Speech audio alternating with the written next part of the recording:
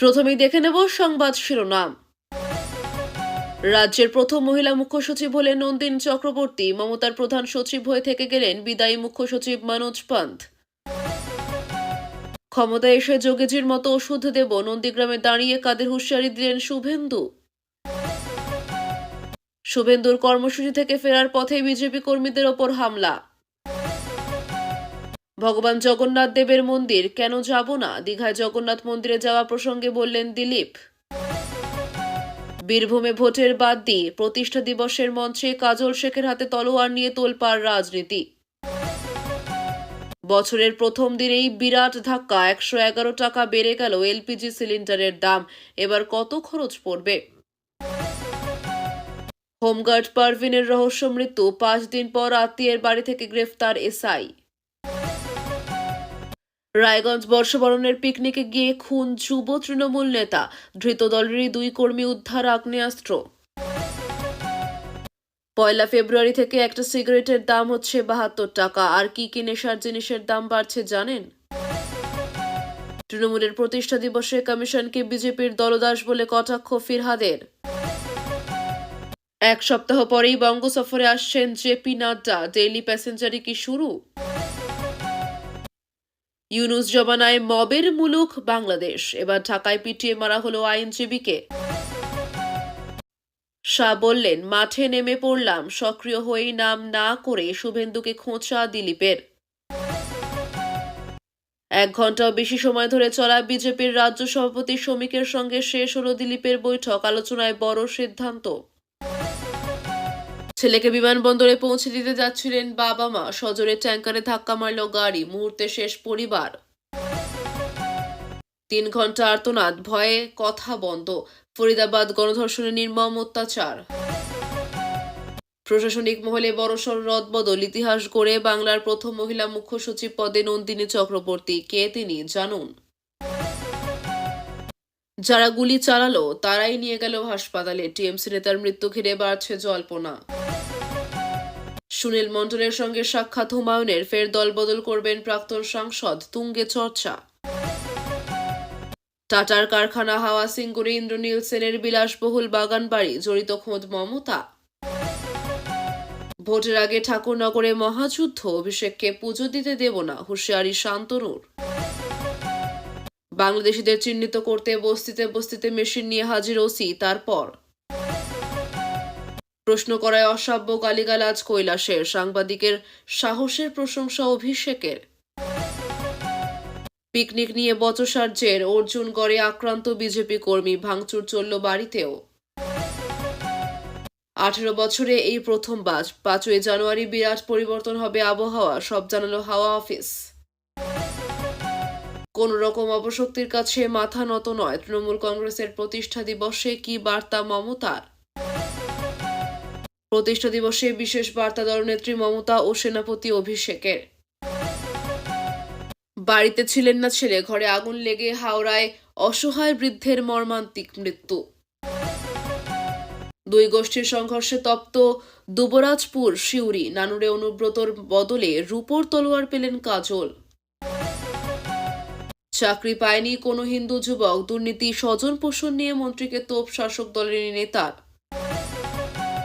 হাসপাতালেও শান্তি নেই, পুলিশের বিরুদ্ধে বড় অভিযোগ পরিবারের, আশঙ্কাজনক তামান্নার মা। WBJDF এর ট্রাস্টি বোর্ড থেকে ইস্তফা অনিকেত মাহাতোর, কোন কারণে হাত ছাড়লেন সহযোদ্ধাদেরই। অপারেশন সিঁদুর ভুলতে বসেছে পড়শি দেশ, নতুন বছরেই ভারতে ঢুকে পাক ড্রোন যা করল। জাল বিয়ের শংসাপত্র দিয়ে চাকরি করছেন সিপিএম নেতার ছেলে, ধরা পড়তেই দায়ের এফআইআর। রাহুল গান্ধীকে নকল করার চেষ্টা অভিষেকের, কার দালালি করছেন সবাই জানে, ভোট চুরি ইস্যুতে বিস্ফোরক অধীর। এতক্ষণ শুনছিলেন সংবাদ শিরোনাম, এখন আসছি বিস্তারিত খবরে। বিস্তারিত খবর শোনানোর পূর্বে আপনাদের কাছে করব একটি ছোট্ট অনুরোধ। কলকাতা পত্রিকা চ্যানেলের খবর প্রতিদিন শোনার জন্য চ্যানেলটি এক্ষুনি সাবস্ক্রাইব করে নিন। পশ্চিমবঙ্গের প্রথম মহিলা মুখ্য সচিব হলেন নন্দিনী চক্রবর্তী। বুধবার সন্ধ্যায় নবান্ন থেকে বিজ্ঞপ্তি জারি করে সে কথা জানানো হয়েছে। বিদায়ী মুখ্য সচিব মনোজ পন্তকে মুখ্যমন্ত্রী মমতা বন্দ্যোপাধ্যায়ের প্রধান সচিব পদে নিয়োগ করা হয়েছে। পশ্চিমবঙ্গের প্রথম মহিলা মুখ্য সচিব হলেন নন্দিনী চক্রবর্তী। বুধবার সন্ধ্যায় নবান্ন থেকে বিজ্ঞপ্তি জারি করে ওই সিদ্ধান্তের কথা জানানো হয়েছে।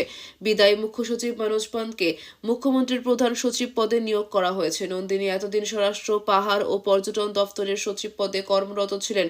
জগদীশ প্রসাদ মিনাকে দেওয়া হয়েছে নন্দিনীর স্বরাষ্ট্র দফতরের দায়িত্ব।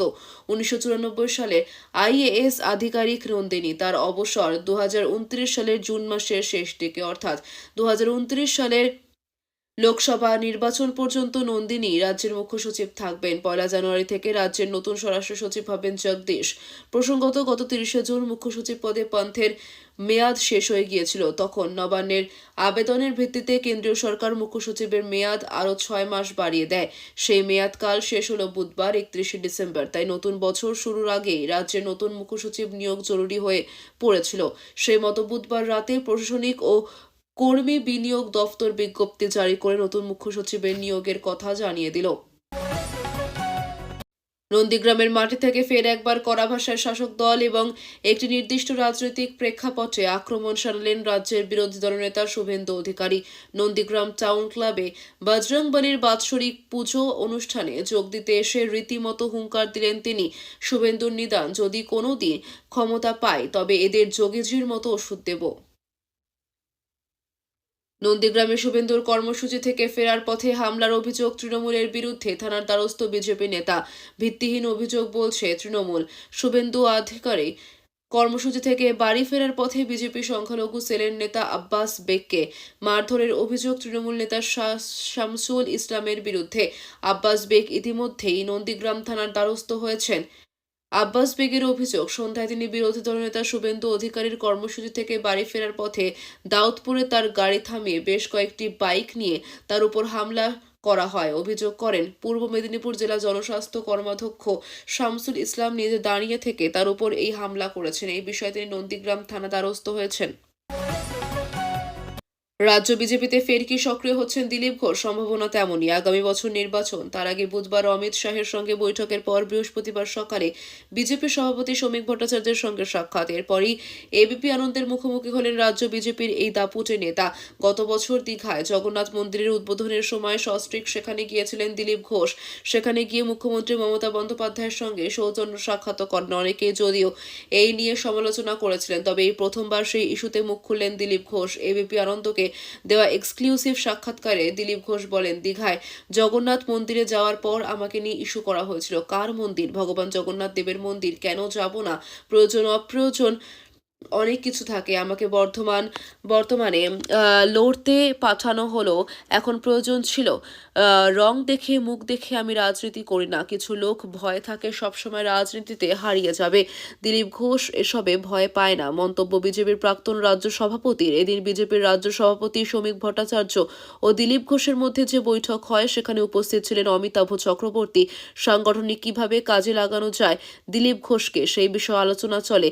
পথসভা ও মিছিলে দিলীপ ঘোষকে আরও বেশি ব্যবহার করা হবে এবং রাজ্য জুড়ে ব্যবহার করা হচ্ছে দিলীপ ঘোষকে বলে জানা গিয়েছে। 13 জানুয়ারি দুর্গাপুরে একটি সভাতে শ্রমিক ভট্টাচার্যের সঙ্গে দিলীপ ঘোষ থাকবেন, এই নিয়ে আলোচনা চলছে। তেমনটাই বৈঠক সূত্রে জানা গিয়েছে। আসন্ন বিধানসভা নির্বাচনের আগে বীরভূমের নানুরে রাজনৈতিক পারদ আরও এক ধাপ চড়ল। বৃহস্পতিবার 1 জানুয়ারি তৃণমূল কংগ্রেসের প্রতিষ্ঠা দিবস উপলক্ষে আয়োজিত একটি অনুষ্ঠানে জেলা পরিষদের সভাধিপতি তথা নানুরের প্রভাবশালী তৃণমূল নেতা কাজল শেখের হাতে তুলে দেওয়া হলো প্রায় 2.5 কেজি ওজনের একটি তরোয়াল। প্রকাশ্যে জনসভা থেকে এই রণংদেহী উপহারকে কেন্দ্র করে জেলার রাজনৈতিক মহলে শুরু হয়েছে নতুন বিতর্ক ও জল্পনা। বৃহস্পতিবার নানুরের বাসাপাড়ায় থুপসরা অঞ্চলের তৃণমূল নেতাকর্মীদের উদ্যোগে একটি বিশাল মিলন মেলার আয়োজন করা হয়েছিল। অনুষ্ঠানের উদ্বোধক হিসেবে উপস্থিত ছিলেন কাজল শেখ। অনুষ্ঠান চলাকালীন মঞ্চের ওপর দলীয় কর্মীরা তার হাতে তরোয়ালটি তুলে দেন। মুহূর্তের মধ্যে সে ছবি নেট মাধ্যমে ছড়িয়ে পড়ে, যা নিয়ে চর্চা শুরু হয় রাজনৈতিক মহলে। মঞ্চ থেকে তরোয়াল হাতে নিয়ে কাজল শেখ তার ভাষণে বলেন, এটি কোনো হিংসার বার্তা নয়। তিনি বলেন, এই তরোয়াল আমাদের লড়াইয়ের প্রতীক, অন্যায়, অত্যাচার আর ষড়যন্ত্রের বিরুদ্ধে রুখে দাঁড়ানোর প্রতীক। নানুর ভাঙড়ে তৃণমূল কংগ্রেস ঐক্যবদ্ধ ছিল এবং থাকবে। মানুষ আমাদের সাথে আছে, সেই শক্তি নেই, আমরা নির্বাচনে লড়ব। তিনি আরও দাবি করেন, বিরোধীদের কোনো ভয় বা গুজবে তৃণমূল কর্মীরা দমে যাবে না।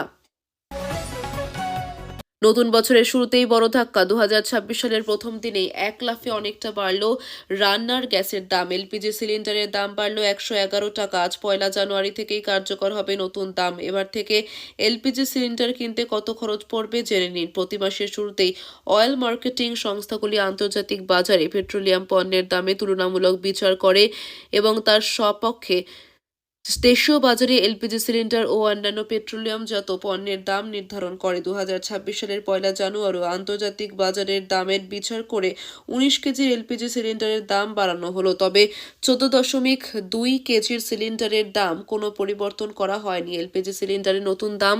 ইন্ডিয়ান অয়েলের তথ্য অনুযায়ী সারা দেশে 19 কেজির বাণিজ্যিক সিলিন্ডারের দাম প্রায় 111 টাকা বেড়েছে।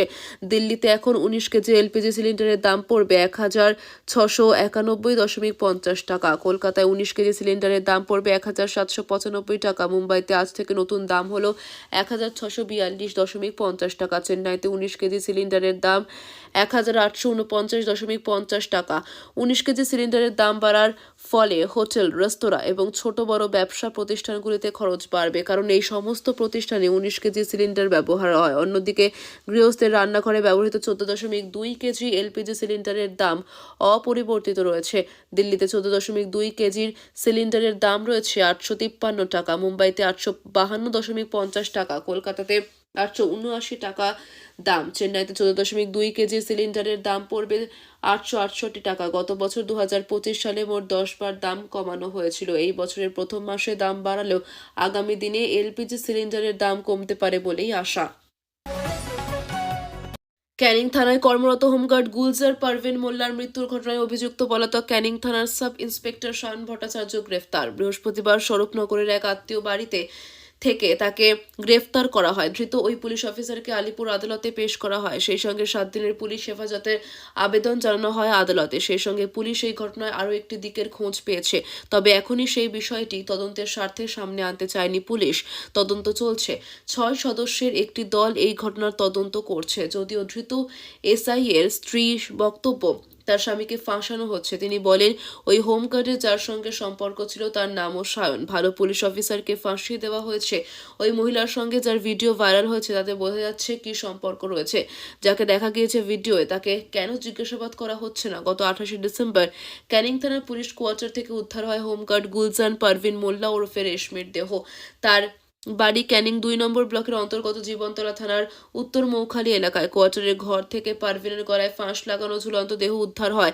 ক্যানিং থানার পুলিশ দ্রুত দেহ উদ্ধার করে ক্যানিং মহকুমা হাসপাতালে নিয়ে গেলে তাকে মৃত বলে ঘোষণা করে দেন চিকিৎসকরা। প্রাথমিকভাবে এই ঘটনাকে আত্মহত্যার ঘটনা বলে মনে করা হচ্ছিল, কিন্তু কী কারণে আত্মহত্যা তা খতিয়ে পুলিশের হাতে উঠে আসে চাঞ্চল্যকর তথ্য। পরিবারের দাবি, এসআই সায়ন ভট্টাচার্যের সঙ্গে সম্পর্ক ছিল পারভিনের। সায়ন বিবাহিত ছিলেন, তারপরও পারভিনের সঙ্গে সম্পর্ক ছিল তার। পরিবারের খুনের অভিযোগ তোলা হয়। বর্ষবরণের আনন্দই বিষাদের চেহারা নিল। রায়গঞ্জে বর্ষবরণের পিকনিকে গিয়ে খুন হতে হলো যুব তৃণমূল নেতাকে। নিহত উত্তর দিনাজপুরের যুব তৃণমূল সহ সভাপতি নবেন্দু ঘোষ। টিএমসিপি সদস্যের বিরুদ্ধে গুলি করে খুনের অভিযোগ উঠেছে। নবেন্দুর মৃত্যুর পর এই ঘটনায় গ্রেফতার 2 টিএমসিপি সদস্য পিন্টু সাহা ও শুভম পাল। ধৃতদের থেকে উদ্ধার আগ্নেয়াস্ত্র। পুলিশ সূত্রের খবর, এলাকায় সিসি ফুটেজ দেখে গ্রেফতার করা হয়েছে 2 জনকে। বাড়ির পাশে বন্ধুদের সঙ্গে পিকনিক করছিলেন যুব তৃণমূল নেতা, এমনটাই জানা গিয়েছে। ষড়যন্ত্র করে গুলি করে খুনের অভিযোগ তুলেছে মৃতের পরিবারের সদস্যরা। এই ইস্যুতে স্থানীয় বিজেপি নেতৃত্ব বলেছে, গোষ্ঠীদ্বন্দ্বে খুন হতে হয়েছে তৃণমূল কর্মীকে। তবে গোষ্ঠী কোন্দলের অভিযোগ মানতে নারাজ তৃণমূল নেতৃত্ব। নতুন বছর থেকে বাড়তে চলেছে খরচ। দাম বাড়তে চলেছে পান, বিড়ি, সিগারেটের। কেন্দ্র সরকারের তরফে জানানো হলো, আগামী 1 ফেব্রুয়ারি থেকে তামাকজাত পণ্যের দাম বাড়তে চলেছে। নতুন সেস বসবে পান মশলাতেও। কেন্দ্রের তরফে জানানো হয়েছে, এতদিন সিন গুডস অর্থাৎ সিগারেট, তামাকজাত পণ্যে যে কম্পেনসেশন সেস বসতো তা প্রত্যাহার করে নেওয়া হবে। যা জিএসটি রয়েছে তার উপরে অতিরিক্ত এই শুল্ক চাপবে। 1 ফেব্রুয়ারি থেকে পান মশলা, সিগারেট, তামাকজাত পণ্যের উপরে 40% জিএসটি বসবে। বিড়িতে বসবে 18% জিএসটি।